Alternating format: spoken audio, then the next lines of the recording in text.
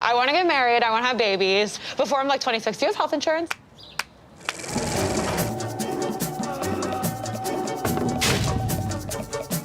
Please enjoy.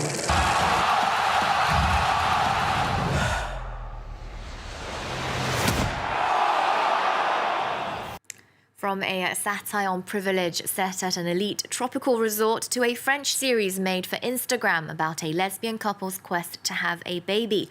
Welcome to our show on all things new in the world of television.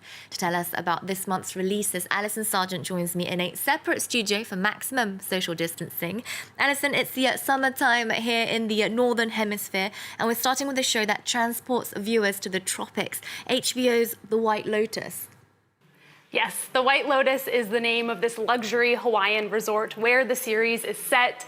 It follows several groups of wealthy guests over the course of a week and their interactions with each other and with the hotel staff, notably the hotel manager, played by Murray Bartlett. The show is perfectly cast. It includes well-known actors like Steve Zahn and Jennifer Coolidge. Creator Mike White says that he wanted to make a show about wealthy people on vacation and how money impacts all of their relationships. The White Lotus is the result. Let's take a look and hear from director Mike White. Here, the guests get everything they want, but they don't even know what they want. They just need to feel special. Welcome to the White Lotus. I felt like if we're going to do a contemporary show, we need to touch on issues of gender and race and class. The clientele here is mostly rich white people. Most people really don't know what they're doing. You just get lubricated, but you really know where you're going. There was something that felt very timely about trying to vacation and get away from your problems, but you aren't able to escape. And sometimes it's a crucible to deal with those problems head on. Drinking on the job? Long day. Yeah. Me too. Now, the first scene of the show is actually a flash forward to the end of their stay, and we learn that someone has died. It really adds an enticing sense of foreboding to the whole series that's really underscored by the music. The original score is by the Chilean-Canadian composer Cristobal Tapia de Veer. It's Polynesian-inspired music that has this really mocking, sinister undertone, which perfectly encapsulates the feel of this show. Now, this series is a satire. How effective is it at capturing the current cultural climate, Alison? I think it's very effective. Few of the characters are likable, although none of them are entirely unlikable, which makes it quite interesting and complex.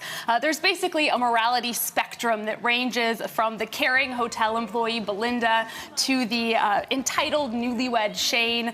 Somewhere in between, we have characters like the woke college students who point out their parents' cringeworthy comments, but are still very happily benefiting from this luxury vacation.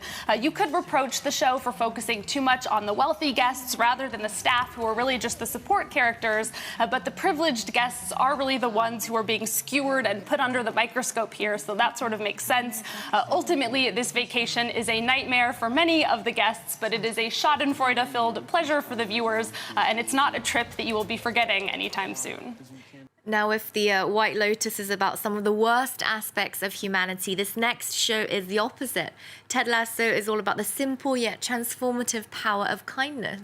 This is the ultimate comfort show. Ted Lasso is an American football coach who is hired to coach a Premier League team in the UK, even though he has no experience with what the Americans call soccer. It stars actor and comedian Jason Sudeikis, who's also one of the co-creators of the show. The first season came out last summer on Apple TV+. The second season has just been released. Now, the premise of the first season is that the team's owner, Rebecca, has taken control of the team team. She won it in her divorce settlement with her cheating ex-husband. To get back at him, she hires Ted, hoping that he's going to drive the team into the ground and make her husband miserable, her ex-husband. But instead, Ted is such an overwhelmingly lovely guy that he leads everyone down these new paths of personal growth. Season 2 sees even more character development and also introduces a new character. Let's take a look. I believe in communism. Rom communism, that is. If Tom Hanks and Meg Ryan can go through some heartfelt struggles and still end up happy, then so can we.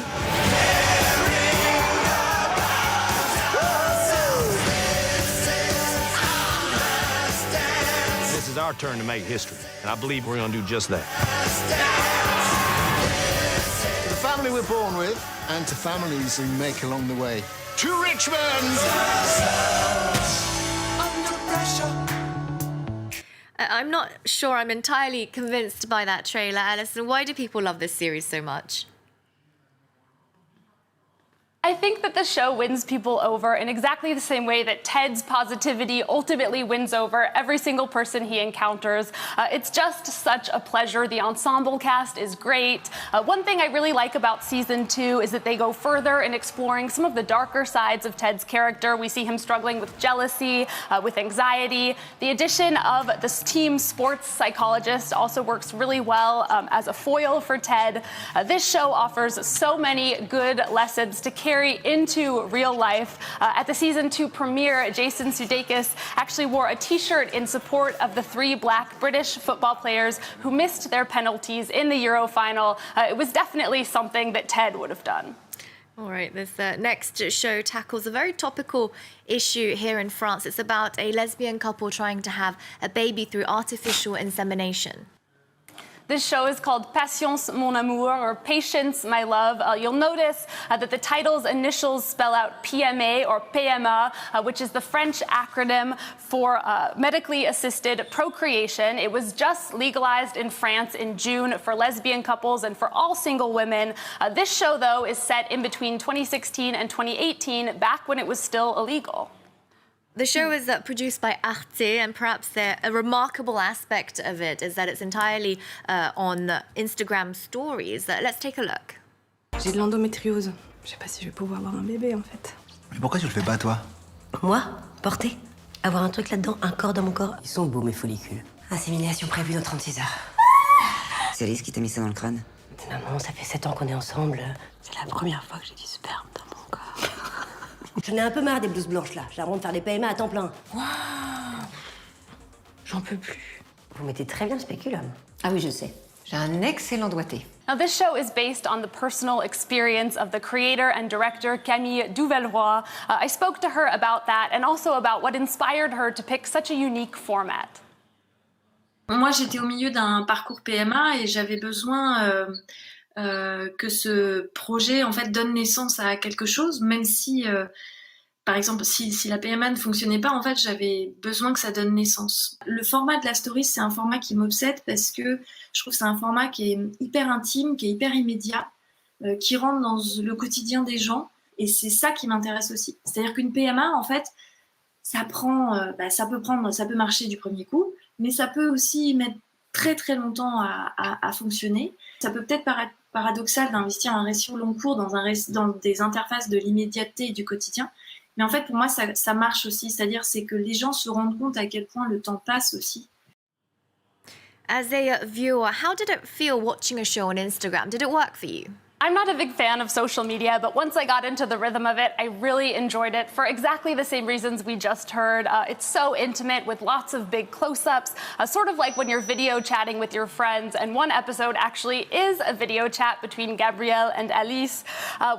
I got really invested in the couple. You really get a sense of their daily lives. Even if medically assisted reproduction is legal for lesbian couples now, everything that you see in the show is still very relevant. The homophobia couples could face, how expensive it is, how exhausting, the toll that it takes on couples, all couples, gay or straight. Altogether, it's 31 episodes of about 3 minutes, so no longer than an hour and a half. Unfortunately, right now, it's only available in French, but for all French speakers viewers out there, I highly recommend taking a look. All right, we're going to end on something completely different. This is a dating show that almost seems like a joke when you watch the trailer, but it is, in fact, real. It is real. This show is called Sexy Beasts. It's on Netflix. It's the latest heterosexual dating show to try and take looks out of the dating equation. Each episode features one man or woman with 3 prospective suitors. The catch, of course, is that they are wearing ridiculous prosthetics to cover their faces. Many of them are animals, but some are also a little bit more human-like. There's a devil and a troll. I have to say, I did enjoy the pure visual absurdity of watching them interact. It sort of had the same silliness as when you put a filter on a video chat. But beyond that, this was actually one of the most superficial dating shows I've ever seen. You get the sense that a lot of the participants are there because it's such an alien idea to them that we could prioritize anything other than looks when looking for a partner. The show, though, does seem aware of how ridiculous it is. Netflix bills it as the strangest blind date ever. It certainly is that, but unfortunately, it is not much more other than that. All right, we'll leave you with the hilariously strange trailer of Sexy Beasts. Alison, thank you so much for your TV picks of the month. Thank you for watching. Remember our website. We're also on Twitter, Facebook, and Instagram. There's more news coming up on France 24 after this. Cheers. So I like your fin. So what if I pick you and I'm not what you expect underneath? Oh my God! I've kissed this girl and I don't know what she looks like. I'm literally just like in love with the moment. Pull. Oh! Whip it. Oh! Time has come. This is gonna be really tough for me. I can't choose both of you. I've made my decision. My sexy beast is...